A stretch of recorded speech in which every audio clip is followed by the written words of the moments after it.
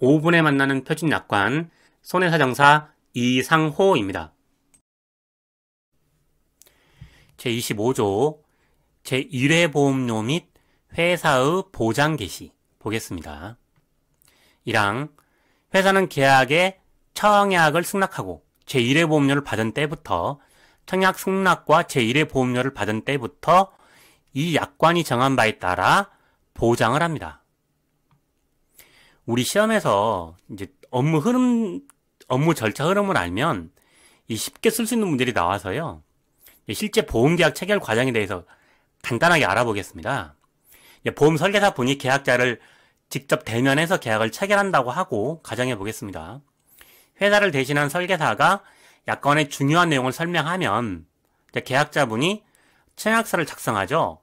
그럼 이제 그다음부터는 보험회사 몫이에요. 청약서를 스캔하고 언더라이팅 심사하고 승낙하면 제1회 보험료를 인출합니다. 그리고 나면 약관, 계약자 보관용 청약서 등을 발송합니다. 또한 회사가 청약과 함께 제1회 보험료를 받은 후 승낙한 경우에도 제1회 보험료를 받은 때부터 보장이 개시됩니다.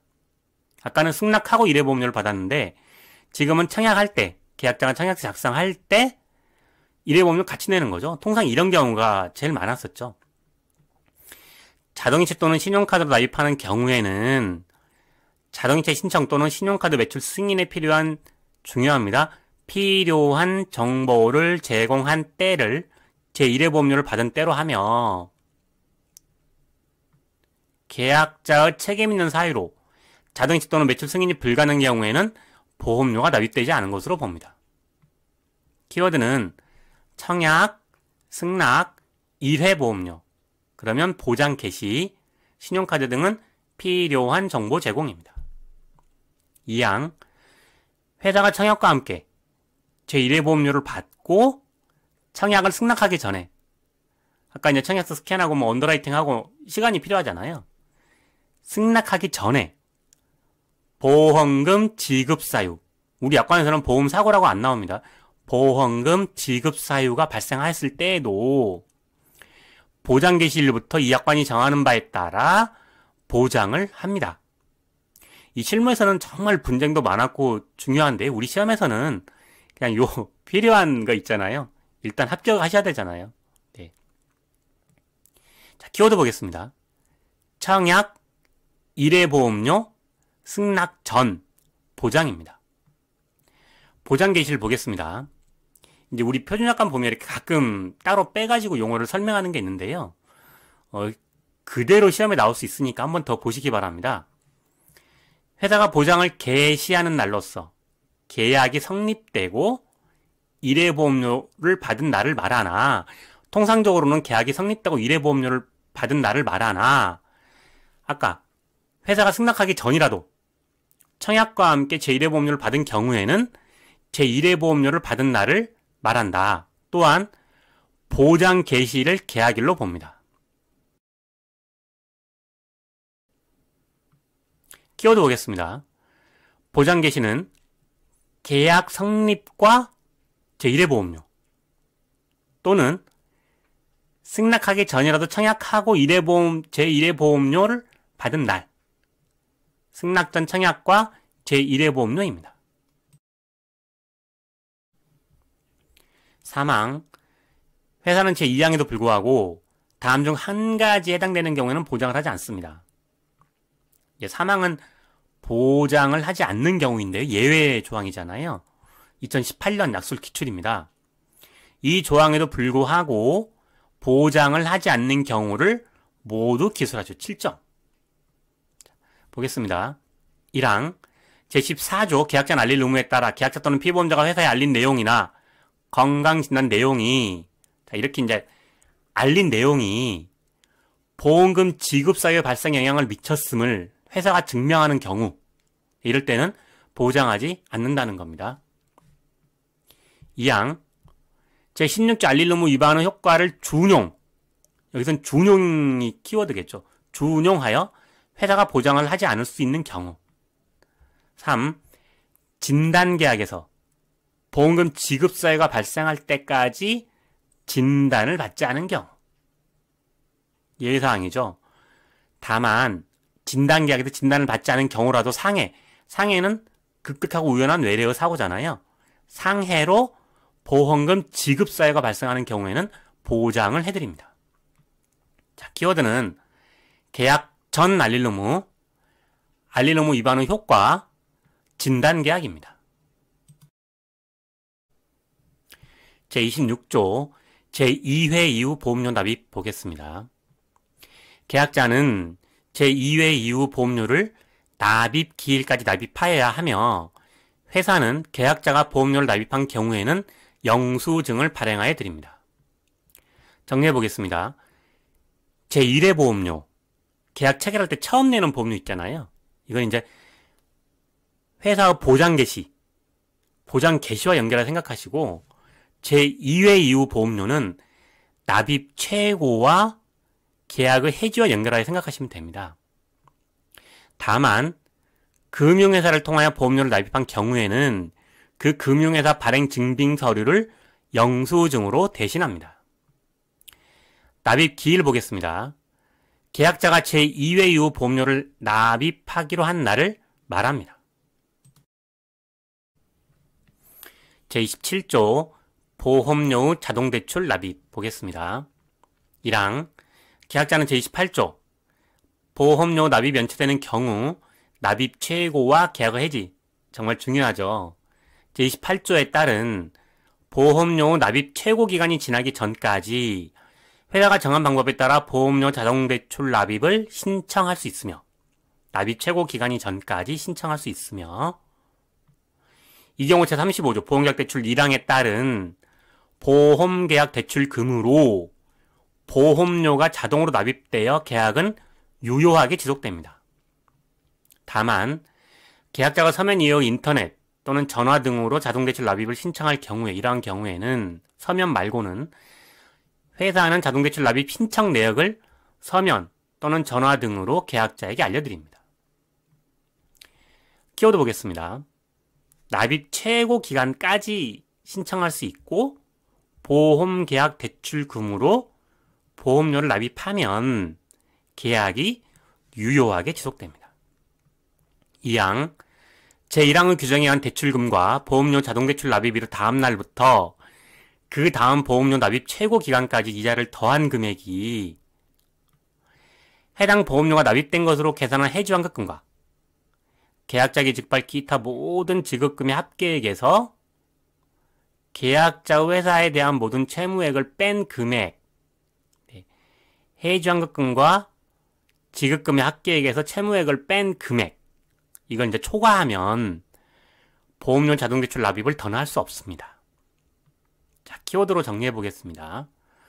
대출금과 이자를 합한 금액은 해지환급금 더하기 지급금 합계액에서 채무액을 공제한 금액입니다.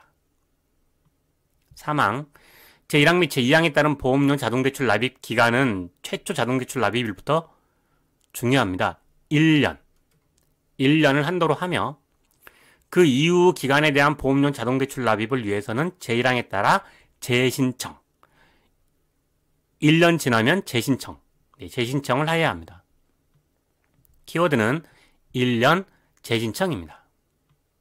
4항 보험료 자동대출 납입이 행하여진 경우에도 자동대출 납입 전 납입 최고 기간이 끝나는 날의 다음 날부터 1개월 이내, 신청했어도 1개월 이내에는 계약자가 계약의 해지를 청구한 때 회사는 보험료 자동대출 납입이 없었던 것으로 하여 제34조 해지환급금 제1항에 따른 해지환급금을 지급합니다. 제28조 보겠습니다. 보험료의 납입이 연체되는 경우 납입 최고 독촉과 계약의 해지. 1항 계약자가 제2회 이후 보험료를 납입 기일까지 납입하지 않아 보험료 납입이 연체 중인 경우에 회사는 14일 이상의 기간을 납입 최고 기간으로 정하여 아래 사항에 대하여 서면, 전화 또는 전자문서 등으로 알려드립니다. 단서조항은 가로 안에 있는 내용을 그대로 따로 뺐습니다.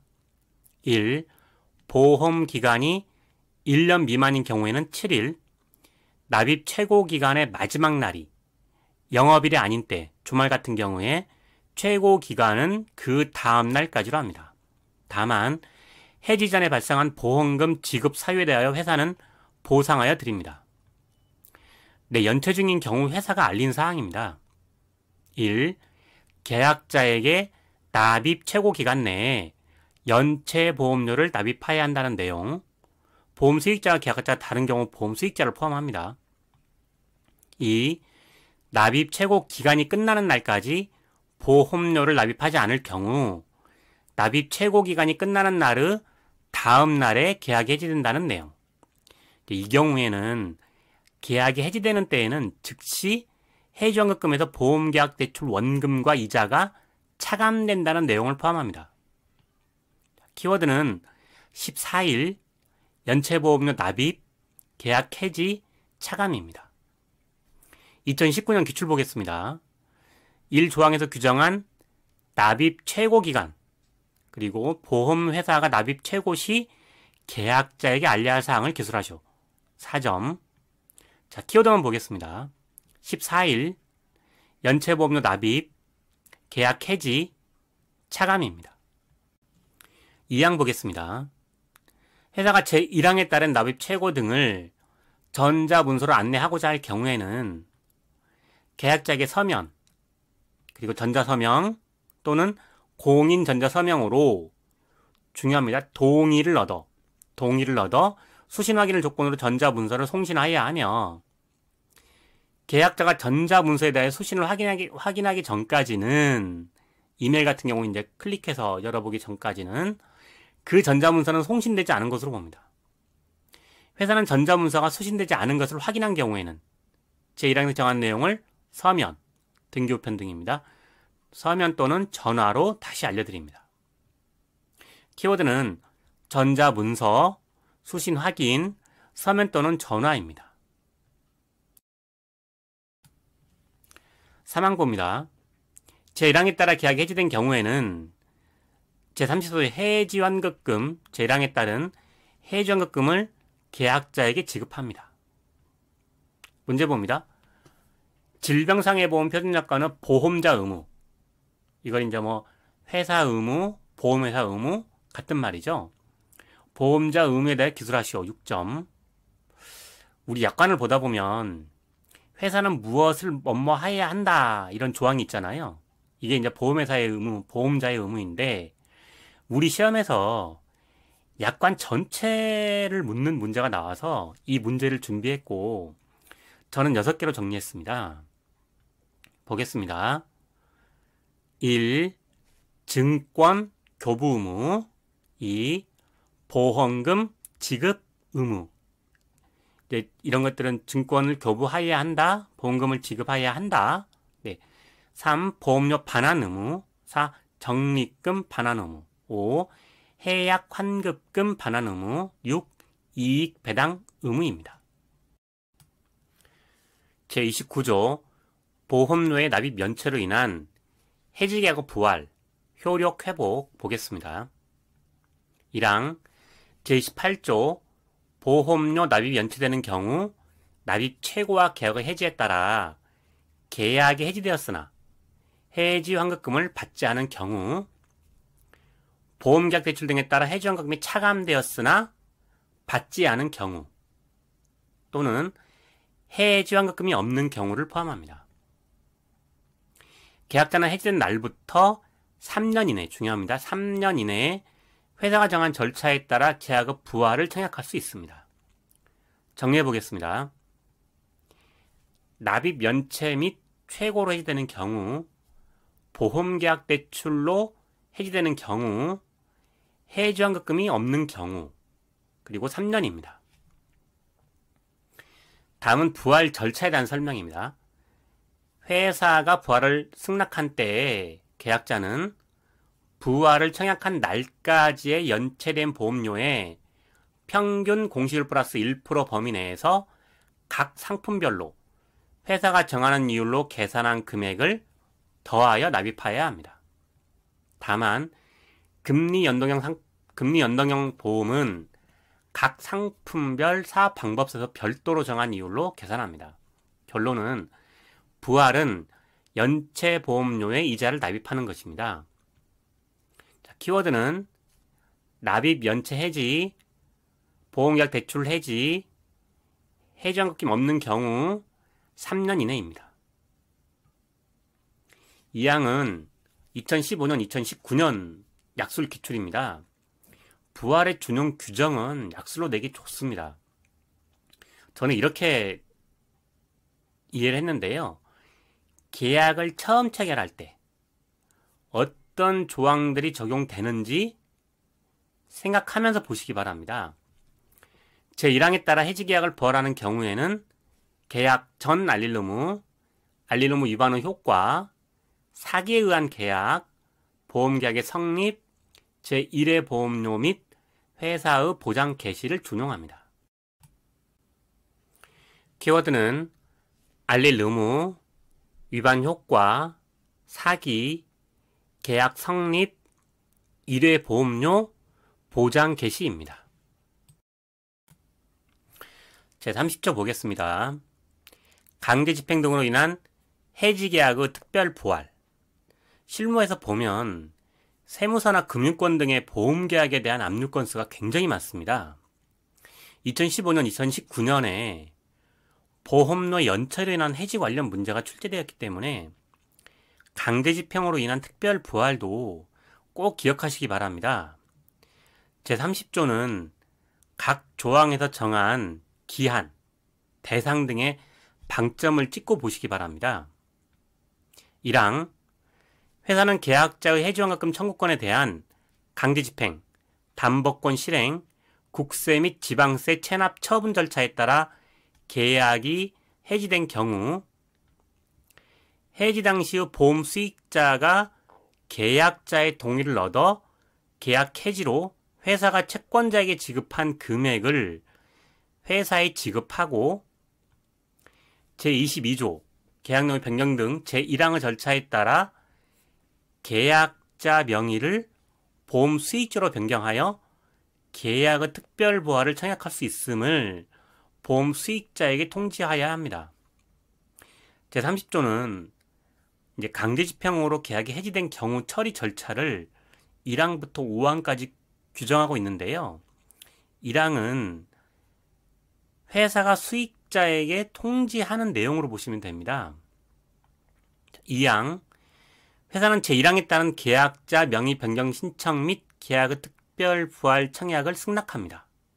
2항은 1항의 통보 내용대로 수익자가 신청을 하면 특별 부활을 승낙한다는 내용입니다. 심사가 아닙니다. 3항, 회사는 제1항의 통지를 지정된 보험 수익자에게 하여야 합니다.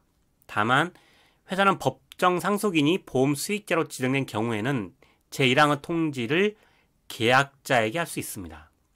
이제 수익자가 법정 상속인인 경우에 수익자가 특정이 안 되어 있으니까 계약자에게 하는 것이고요.